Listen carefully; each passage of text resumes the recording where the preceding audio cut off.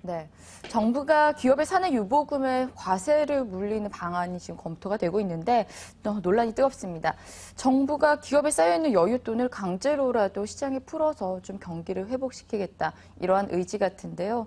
재계의 입장과 또 시장에 미칠 영향 전문가로부터 들어보겠습니다. 먼저 재벌닷컴 정선섭 대표 전화 연결돼 있습니다. 대표님 안녕하십니까? 네, 안녕하세요. 네, 정부가 내수 진작을 위해서 이제 사내 유보금 과세 카드를 꺼내 들었습니다. 먼저 사내 유보금 일단 설명부터 좀 부탁드리겠습니다.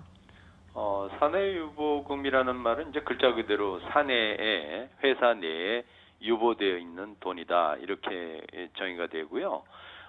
구체적으로 말하면은 이제 기업이 영업 활동을 통해서 벌어들인 돈 중에서 이제 법인세나 배당금, 사회유출분이라고 하는데 이런 돈들을 쓰고 남는 돈을 의미하죠.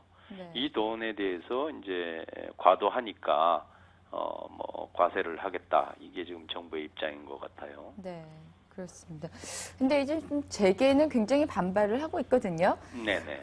굉장히 어떻게 보면 2001년도인가요? 사내 유보율이 한 4.6%인데 지금 보니까 20%까지 올라갔더라고요. 네. 그런데 그렇죠. 지금 기업들은 굉장히 반발을 하고 있습니다.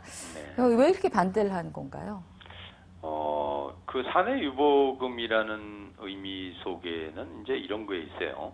그 사내 유보금을 우리가 산출을 할 때는 이익잉여금과 자본잉여금 이것을 이제 합쳐서 우리가 말을 하는데 이 의미 속에는 이미 말이죠.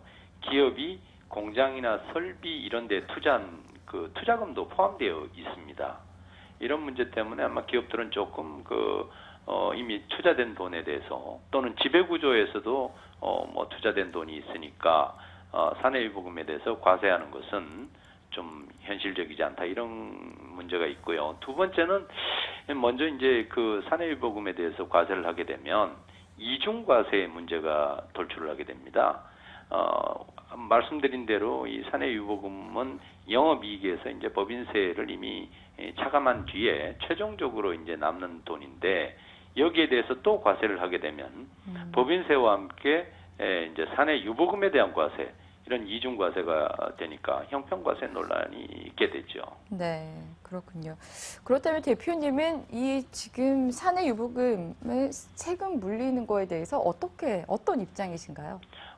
저는 그 사내유보금이라는 그 용어에 좀 혼동이 있는 것 같은데, 아까 말씀드린 대로 이제 기업 회계상에는 우리가 이익잉여금이나 자본잉여금 이런 것들을 합쳐서 우리가 사내유보금이라고 우리 통칭 얘기를 하는데, 여기에는 말씀드린 대로 이미 기투자분도 포함되어 있다는 점이죠. 네.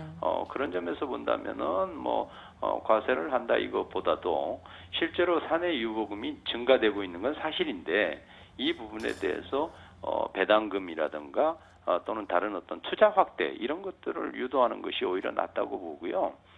실제로 기업들도 아마 그런 입장일 겁니다. 그런데 문제는 기업들이 투자를 하는 데 있어서 이번에 그 과세 문제의 핵심은 기업들이 보유하고 있는 그 돈들을 투자를 통해서 일자리 창출이라든가 경제 활성화를 촉구하겠다 이런 그 목적인데 실제로 기업들한테는 그런 것보다도 배당금이라든가 또는 그 임금 상승이라든가 이런 쪽으로 유도를 해서 이 유보금을 쓰게 하는 것이 실질적으로 경제에 어떤 그 효율성이 있지 않겠느냐 이렇게 저는 생각을 합니다. 네, 알겠습니다, 대표님.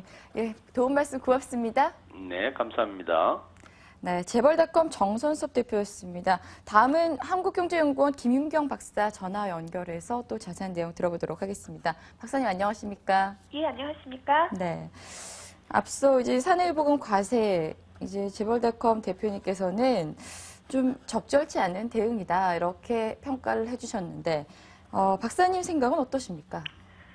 네, 앞서 말씀해 주신 대로 내수 회복과 같은 이런 문제를 사내 유보금으로 해결하려는 정책은 사실 최경환 부총리께서도 지난 연말쯤에는 반대하셨던 정책인데요. 네. 그만큼 다급하고 절실한 상황인 것은 이해하지만 이 논의 자체가 회계 원리상으로도 맞지 않기 때문에 목적에 부합하지 않는 과세라고 할 수 있습니다. 네. 목적에 부합하지 않는 과세다. 이 말씀은 뭐 어떤 의미에서 받아들이면 될까요? 예, 저 미국과 일본을 비롯한 다른 나라에서는 이 과세를 배당 소득세를 회피하는 주주를 대상으로 한 과세입니다. 그렇기 때문에 이 목적이 경제 활성화라면 이 조입 목적과 다른 국제 비교에도 맞지 않겠죠. 네. 그렇다면 그 사내 유보금 과세가 전혀 효과가 없다. 뭐 내수 진작이라든지 뭐 일자리 창출 이런 쪽에 전혀 효과가 없다고 보시는 건가요?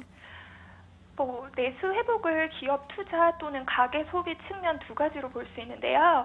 먼저 기업 측면에서는 이중과세, 즉 실질적인 법인세 증가로 볼 수 있기 때문에 오히려 투자는 위축될 수도 있고요. 또한 과세를 피하기 위해서 일부러 단기에 토지 구입과 같은 비생산적인 투자를 할 수 있기 때문에 오히려 기업의 장기적인 투자는 왜곡될 수 있고요. 또한 배당을 통해 가계소득을 증가시킬 수 있을지도 사실은 의문입니다. 네. 우리나라 주요 상장사는 대부분 투자자 유형이 거의 외국인, 기관 투자가나 정부, 일반 법인들이 약 한 70% 이상을 소유하고 있기 때문에 대주주를 제외한다면 일반 가계가 배당으로 인해 소득을 증가시킬 수 있기는 참 어려울 것입니다. 네. 그렇다면 지금 기재부에서 내놓은 방안이 다 지금 효과가 없다는 걸로 이제 결론이 나는데 그렇다면 지금 현재 경제 상황에서 내수 진작을 위해서 어떠한 정책들이 필요하다고 생각하십니까?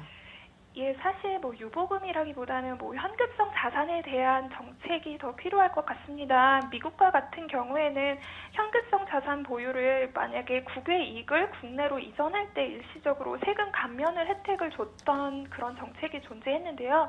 이런 것처럼 투자 인센티브를 직접 변화시킬 수 있는 정책이 우선돼야 할 것입니다.